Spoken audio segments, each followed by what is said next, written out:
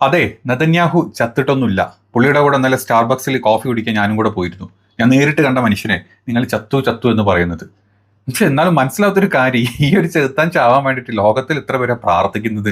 അതല്ലെങ്കിൽ ഇയാളൊന്ന് ചത്ത് കിട്ടിയാൽ മതിയേരി എന്ന് ചിന്തിച്ച് നടക്കുന്ന ആളുകളാണ് ലോകത്ത് ഏറ്റവും കൂടുതൽ എന്നുള്ളത് ആലോചിക്കുമ്പോഴാണ് വല്ലാത്തൊരു ഒരു രസം അല്ലെങ്കിൽ ഒരു ഒരു ഒരു ഒരു അത്ഭുതപ്പെടാനില്ല. കാരണം പ്രവർത്തികൾ അങ്ങനെ ആയതുകൊണ്ടായിരിക്കാം ഇത്തരത്തിലുള്ള ചിന്തകൾ ആൾക്കാരുടെ ഉള്ളിലോട്ട് വരുന്നത്.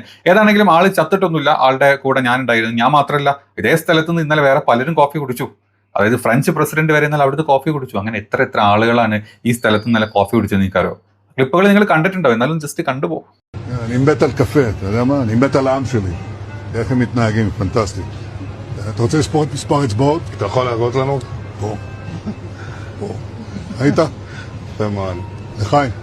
משהו של המסר לאנשים שיוצאים ומתאווררים? לצאת להתאוורר, אבל ליד מרחב מוגן. കണ്ടില്ലേ നിങ്ങൾ? ഇതേ സ്ഥലത്ത് ഇങ്ങനെ 100 പേര് കോഫി കുടിച്ചിട്ടുണ്ട്. ഇനി നിങ്ങൾക്ക് വേണേൽ കോഫി കുടിക്കുക അവിടെ പോയിട്ട്. നിങ്ങൾക്ക് അവിടെ പോയിട്ട് അതേ ഡ്രസ്സിൽ നെതന്യാഹു എന്താണോ ഇട്ടത് അതേ ഡ്രസ്സിൽ നിങ്ങൾക്ക് അതേ ഡ്രസ്സിൽ അതേ കോഫി കുടിച്ച് നിങ്ങൾക്കും ഒരു എന്താ പറയുക ഒരു നല്ലൊരു ഉന്മേഷമൊക്കെ വരട്ടെ കോഫി കണ്ട് കുടിച്ചിട്ട്. ഏതായാലും കോഫി കുടിക്കാൻ വേണ്ടിയിട്ടായിരുന്നു, അല്ലെങ്കിൽ കോഫി കിട്ടാത്തത് കൊണ്ട് ഞാൻ മരിക്കും എന്നായിരുന്നു നെതന്യാഹു ഇന്നലെ പറഞ്ഞത്. ഏതായാലും കോഫി കിട്ടാത്തത് കൊണ്ട് നിങ്ങൾ ആരും മരിക്കേണ്ട. നമുക്ക് എല്ലാവർക്കും ഒരു ഫോൺ കയ്യിലുണ്ടെങ്കിൽ നിങ്ങൾക്ക് എല്ലാവർക്കും വളരെ ഈസി ആയിട്ട് ചെയ്യാൻ പറ്റുന്ന ഒരു വീഡിയോ മാത്രമാണിത്. ഇനി ഈ പഹയൻ ചത്താലും വേണ്ടില്ല, ചത്തില്ലെങ്കിലും വേണ്ടില്ല, ഇവനൊന്ന് ചത്ത് കിട്ടാൻ വേണ്ടിയിട്ട് എത്ര ആളുകൾ പ്രാർത്ഥിക്കുന്നുണ്ട്, അല്ലെങ്കിൽ ആ ഒരു സന്തോഷ വാർത്ത കേൾക്കണം എന്ന് എത്ര പേര് ചിന്തിക്കുന്നുണ്ട് എന്നുള്ളതെങ്കിലും അറ്റ്ലീസ്റ്റ് ഈ പറഞ്ഞ ലോകത്തെ ബാക്കിയുള്ള ആൾക്കാർക്ക് മനസ്സിലായിട്ടുണ്ടാവും. പിന്നെ നമ്മുടെ നാട്ടിലെ കുറച്ച് ചങ്കി കുട്ടന്മാരും ക്രിസ്ചങ്കി കുട്ടന്മാരും കൂടെ ഭയങ്കരമായിട്ട് സ്വന്തം തന്തനെ, അല്ലെങ്കിൽ സ്വന്തം തന്ത വീട്ടിൽ പേര് ഇത്രയും കാലം ഉണ്ടായിരുന്ന തന്തനെ മാറ്റി ഈ ഒരു പുതിയ തന്തനെ കിട്ടിയ സ്ഥിതിക്ക് അയ്യോ എനിക്കൊരു തന്തനെ കിട്ടിയെന്നും പറഞ്ഞ് സന്തോഷിക്കുന്ന നമ്മുടെ നാട്ടിലെ ക്രിസംഗികൾ ഇതിന് വേണ്ടിയിട്ട് ആവോളം കഷ്ടപ്പെടുന്നുണ്ട്. വീഡിയോസ് ഇടുന്നുണ്ട്, ഫോട്ടോസ് ഇടുന്നുണ്ട്. അവർ ഞങ്ങളുടെ തന്ത ചത്തിട്ടില്ലേ, ഞങ്ങളുടെ രണ്ടാം തന്ത ചത്തിട്ടില്ലേ, ഞങ്ങളുടെ തന്തമാരിൽ ഒരാൾ ചത്തിട്ടില്ലേ എന്ന് പറഞ്ഞ് ഇഷ്ടംപോലെ വീഡിയോസും സപ്പോർട്ട് ചെയ്തിടുന്നുണ്ട്. അവന്മാരെ വെച്ച് ബാക്കിയുള്ള എല്ലാ ആൾക്കാരും ഇയാളൊന്ന് ചത്ത് കിട്ടിയാൽ മതി എന്ന് ചിന്തിച്ച് വീഡിയോ ഇടുന്ന ആൾക്കാരുണ്ട്. ഏതാണെങ്കിലും ഈ വീഡിയോ നിങ്ങൾ കണ്ടിട്ടുണ്ടാവും. ഇതിലെ കോൺട്രവേഴ്സീസ് എന്ന് പറഞ്ഞാൽ ഒരുപാടാണ്. എന്താ പറയുക, ഒരുപാടുണ്ട്. എത്ര അതായത് കുടിച്ചിട്ടും തീരാത്ത ചായക്കപ്പ്, നമ്മുടെ എന്തായിരുന്നു ഏതൊരു ഇതില്ലേ വില്ലെടുത്തിട്ടും തീരാത്ത മഹാഭാരതത്തിലായിരുന്നല്ലോ അല്ലെ. അതായത് എത്രയൊക്കെ വില്ലെടുത്തു കഴിഞ്ഞാലും തീരാത്ത ആവനാഴിയുള്ള പോലെയാണ്. പറഞ്ഞ പോലെ തന്നെയാണ് ഇതിന്റെ അവസ്ഥ. എത്രയൊക്കെ കുടിച്ചാലും തീരാത്ത കോഫി, ഇനി എത്രയൊക്കെ മറച്ചിട്ടാലും മറച്ച് വീഴാത്ത, താഴോട്ട് ഒറ്റി വീഴാത്ത കോഫി. അങ്ങനെ ഒരുപാട് കാര്യങ്ങൾ മുഖത്ത് നമ്മൾ ഇന്നലത്തെ ലൈവിലും പറഞ്ഞ പോലെ തന്നെ അല്ലേ, റിങ്കിൾസ് ഒന്നും ഇല്ലാണ്ട് നെതന്യാഹു കഴിഞ്ഞ കുറച്ച് ദിവസം ചിലപ്പോൾ ബങ്കറിലൊക്കെ ഒളിച്ചിരുന്നോണ്ട്, അല്ലെങ്കിൽ വേറെ ഏതോ നാട്ടിൽ ഒളിച്ചിരിക്കുന്നത് കൊണ്ട്, പുറത്തൊന്നും ഇറങ്ങാത്തത് കൊണ്ട് ചിലപ്പം റിങ്കിൾസും കാര്യങ്ങളൊക്കെ മാറി മുഖമൊക്കെ ഒന്ന് കുട്ടപ്പനായാൽ നിങ്ങൾ വിചാരിച്ചാൽ മതി. നിങ്ങൾ ഇതൊക്കെ എല്ലാത്തിലും തൊട്ടയിലും പിടിച്ചാലും ഒക്കെ ഇങ്ങനത്തെ കാര്യങ്ങൾ കണ്ടുപിടിക്കാൻ പോണ്ട.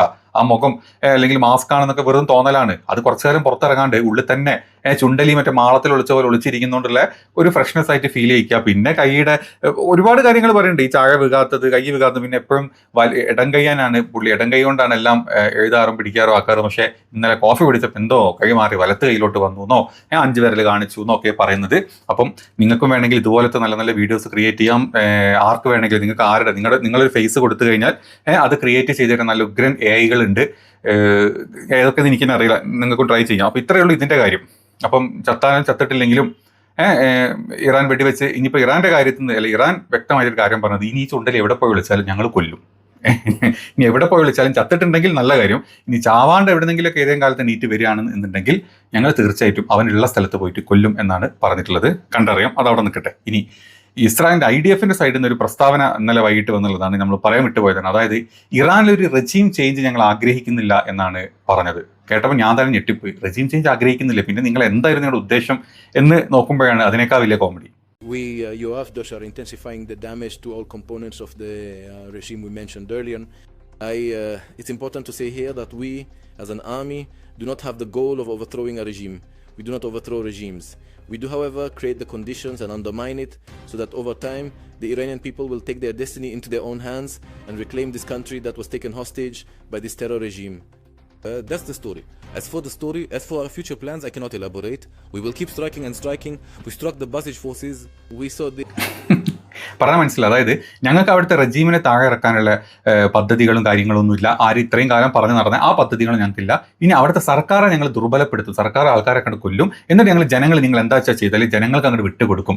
ഇവന്മാർ എവിടെയൊക്കെ ഇവന്മാർ ഏതൊക്കെ സ്ഥലത്ത് പോയിട്ട് ഈ പരിപാടി ചെയ്തിട്ടുണ്ടോ, ഇവന്മാർ ഇറാഖിലും ഇവന്മാർ സിറിയയിലും ഇവന്മാർ അഫ്ഗാനിസ്ഥാനിലും ഇവന്മാർ വിയറ്റ്നാമിലൊക്കെ പോയിട്ട് ഇതേ പരിപാടി കാണിക്കും. അല്ലെങ്കിൽ അവിടുത്തെ ജനങ്ങൾ അല്ലെങ്കിൽ അവർ വിശ്വസിച്ച് പോന്നിരുന്ന ആ ഒരു ഭരണകൂടത്തിന് അവർ ഇല്ലാണ്ടാക്കിയിട്ട് ജനങ്ങളെ പരസ്പരം അങ്ങോട്ടും ഇങ്ങോട്ടും അടി കൂടിപ്പിക്കുക. അവിടെ കുറേ സാധ്യത ചെറിയ ചെറിയ എന്താ പറയുക സംഘങ്ങൾ ഉണ്ടായി അവർ തമ്മിൽ അടിക്കുക, അങ്ങനെ രാജ്യം ഇല്ലാണ്ടാക്കുക. ഞങ്ങൾ ഇത്ര ഉദ്ദേശിച്ചിട്ടുള്ളൂ. അവിടെ റെജീം ചേഞ്ച് ഞങ്ങൾ വിചാരിച്ചിട്ടില്ല. രാജ്യം കുട്ടിച്ചോറാവണം, രാജ്യം ഇല്ലാണ്ടാവണം ഞങ്ങൾ വിചാരിച്ചിട്ടുള്ളൂ. പിന്നെ അവരുടെ ആണവോർജ്ജ ശക്തി ഇല്ലാണ്ടാക്കുക. ഈ രണ്ട് കാര്യങ്ങളാണ് ഞങ്ങൾ വിചാരിച്ചത്. ഇതുവരെ ആണവോർജ്ജം അവിടെ നിന്ന് കിട്ടിയിട്ടില്ലെങ്കിലും കഴിഞ്ഞ 35 വർഷമായിട്ട് അവിടെ ഉണ്ട് എന്ന് ചുണ്ടലി പറയാന്നല്ലാണ്ട് ഇതുവരെ അവിടുത്തെ ഒരു ആണവോർജ്ജം കണ്ടുപിടിക്കാനും പറ്റിയിട്ടില്ല. അപ്പം വളരെ ഉദ്ദേശ ശുദ്ധി എത്രത്തോളം ഉണ്ടെന്ന് നിങ്ങൾ ചിന്തിച്ചാൽ മതി. ഇതാണ് ഇവന്മാരുടെ ഉള്ളിലിരിപ്പ്. ഇവന്മാർ ബാക്കിയുള്ള ആളുകളെ ഇതുപോലെ കൊന്നു തീർക്കും. ഇവന്മാർ ഓരോ രാജ്യങ്ങൾ എടുത്തു വെക്കും. അടുത്തത് ഇവന്മാർ ഈജിപ്തിനെ പിടിക്കാൻ പോകുന്നുണ്ട്. ഈജിപ്തിൽ വലിയൊരു സൈന്യം വളർന്നു വരുന്നുണ്ട്. അത് ഇസ്രായേലിന് ഭീഷണി എന്നും പറഞ്ഞിട്ടുള്ള പുതിയ പ്രസ്താവനകൾ വരുന്നുണ്ട്. ഇത് കഴിയുമ്പോഴേക്കും നമ്മുടെ വിശാല ഇസ്രായേലിന് വേണ്ട ഭാഗത്തിൽ ചുണ്ടലിക്ക് മാന്താൻ തൊരപ്പന് മാന്താനുള്ള സ്ഥലം ഇനി ഈജിപ്ത് ആണെന്നുള്ളത് അറ്റ്ലീസ്റ്റ് ഇവിടുത്തെ ആൾക്കാർ മനസ്സിലാക്കുക. അത് കഴിയുമ്പോഴേക്കും നമ്മൾ സൗദിയിലോട്ടൊക്കെ എത്തും. അന്നേക്ക് നമ്മുടെ സകല GCCയിലെ എന്താ പറയുക ഷെയ്ഖുമാരും ചത്ത് മലയ്ക്കും ആ സമയം പോയിക്കും. നോക്കാം. ഇനി അത് അടുത്തൊരു വാർത്തയിലോട്ട് പോകും കേട്ടോ. വിക്ടോറിയ ബേസ് ഉണ്ട് ഇറാഖിലുള്ള. ഈ വിക്ടോറിയ ബേസിലേക്ക് ഈ ഇറാഖിന്റെ അതായത് ഇറാനെ സപ്പോർട്ട് ചെയ്യുന്ന ഇറാഖി എന്താണ് സായുധ സംഘം ഉണ്ട്. അവരുടെ പേര് മറന്നുപോയി. അൽ ഖാരി എന്ന് പറഞ്ഞിട്ടുള്ള അല്ലല്ല, അത് മിസൈലിന്റെ പേരാട്ടോ. അതായത് ഉത്തരവാദിത്വം സരയ ഔലിയ അൽദാം എന്ന് പറഞ്ഞിട്ട് എന്ന് പറഞ്ഞിട്ടുള്ള ഗാർഡിയൻസ് ഓഫ് ബ്ലഡ് ബ്രിഗേഡ് എന്ന ഗ്രൂപ്പാണ്, ഇറാഖി ഗ്രൂപ്പാണ് ഇപ്പോൾ പറഞ്ഞത്. ഞങ്ങൾ വിക്ടോറിയ ബേസിലോട്ട് ആക്രമണം നടത്തിയിട്ടുണ്ട്. ബാഗ്ദാദ് ഇന്റർനാഷണൽ എയർപോർട്ട് കോംപ്ലക്സിനകത്തുള്ള ഈ വിക്ടോറിയ ബേസിലോട്ടാണ്, ഇത് അമേരിക്കയുടെ ബേസാണ്, ഇങ്ങോട്ട് ആക്രമണം നടത്തുകയും ചെയ്തിട്ടുണ്ട്. മാത്രമല്ല അവിടെ ഞങ്ങൾ വിട്ടത് അൽ ഖാരി എന്ന് പറഞ്ഞിട്ടുള്ള മിസൈൽ ഉപയോഗിച്ചിട്ടാണ് ആക്രമണം നടത്തിയത് എന്നുള്ള ഫയൽ ചിത്രങ്ങളും കാര്യങ്ങളൊക്കെ അവർ പുറത്തോട്ട് വിടുന്നുണ്ട്. 10 പേരെങ്കിലും മിനിമം അമേരിക്കൻ സൈനികർ അവരെ കൊല്ലപ്പെട്ടതായിട്ടാണ് ഈ ഒരു സംഘം ഇപ്പം അവകാശപ്പെടുന്നത്. ബേസിനുള്ളിലെ പ്രതിരോധ നിരകളെയും സൈനിക സംവിധാനങ്ങളെയും മിസൈലുകൾ തകർത്തു എന്നും 10 അമേരിക്കൻ സൈന്യം കൊല്ലപ്പെട്ടതായിട്ട് ഈ എന്താ പറയുക മിലീഷ്യ ഗ്രൂപ്പുകൾ അവകാശപ്പെടുന്നുണ്ട്.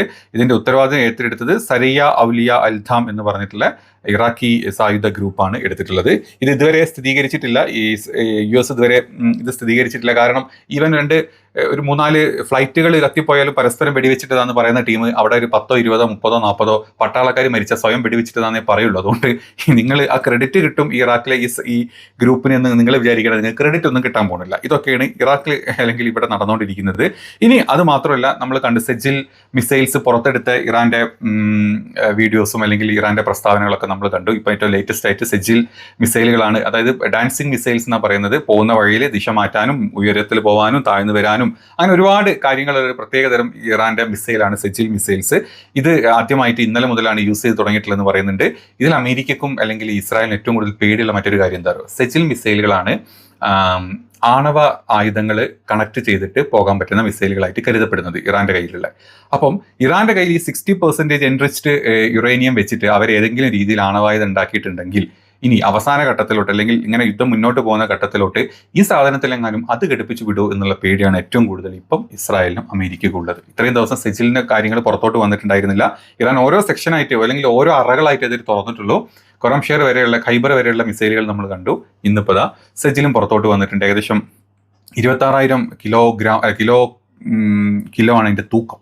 26,000 കിലോ ആണ് അതിന്റെ തൂക്കം. ഏകദേശം 2,000-ഓളം 1,500 മുതൽ 2,000-ഓളം സ്ഫോടക വസ്തുക്കൾ നിറച്ചു പോകാൻ പറ്റുന്ന പോയിന്റഡ് ഹൈപ്പർസോണിക് ബാലിസ്റ്റിക് മിസൈൽ. എന്തൊക്കെ വിശേഷങ്ങൾ കൊടുക്കണം എന്ന് ഇതിനറിയില്ല. ഇത്രയും വലിയ ഒരു മിസൈലാണ് ഇത്. ഇതിന്റെ പരിധി 2,000 മുതൽ 2,500 കിലോമീറ്റർ വരെ ഇതിന് പോകാൻ പറ്റും. ഇതിന് ഇസ്രായേൽ, തുർക്കി, സൗദി അറേബ്യ കൂടാതെ പല മേഖലകളിലോടും വളരെ ഈസി ആയിട്ട് ഇതിന് പോകാൻ സാധിക്കും. റഡാറുകളെ വെട്ടിച്ചു പോകാനുള്ള കഴിവുണ്ട്. കാരണം ഇതിന്റെ വേഗത എന്ന് പറഞ്ഞാൽ അത്രയും അധികമാണ്. ഖര ഇന്ധനം ഉപയോഗിച്ചിട്ടാണ് ഇത് പോകുന്നത്.